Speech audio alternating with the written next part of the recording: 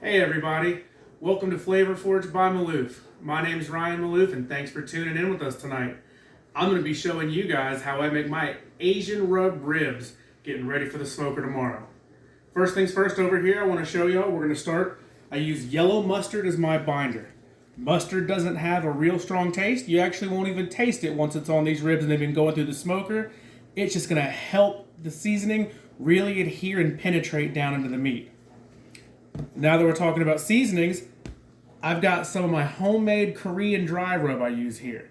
We've got dehydrated red chili pepper in here, straight from Korea, some sesame seeds, tiny little bit of salt. Don't want to go too heavy on salt with these ribs. Last but not least, we're using a store-bought Japanese barbecue sauce. You can find this at your local grocery store, Costco, online. Almost everybody's got it. Now the star of the show, we've got our ribs. We picked up 2 slabs of ribs from the local butcher shop. I think you're going to find the best quality. It's always important to shop local, support local. So, first things first. We're going to take yellow mustard and start putting a little bit on this first rack of ribs.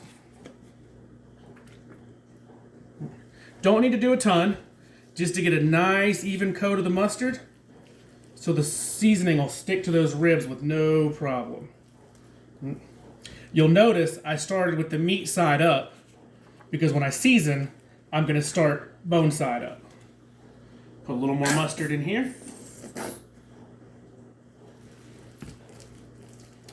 Again, just a light enough coat to help make sure that seasoning sticks to it.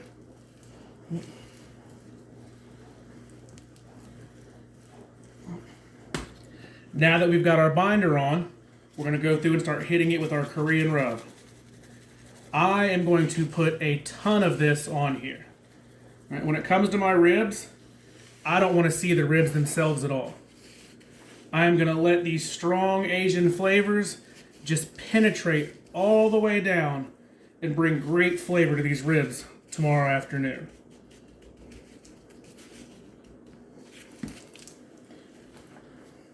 Come back. We're going to hit the top just as hard. Now, I'm sure you're seeing a ton of it get spilt on the board. That's okay, because when you do stuff like this, it's always important to make sure you hit your sides. So we're going to grab some of that rub from the sides and dap our ribs all the way around with it. Again, remember, I said I'm using a rub here that's not salt heavy, so I'm not worried about over salting the meat and drying it out too much. Make sure we get every inch of these bad boys covered. Now that we got our rub on, I'm going to take my ribs, move them right over here to put on a wrap tray to sit in the fridge and let it pull some of that moisture out.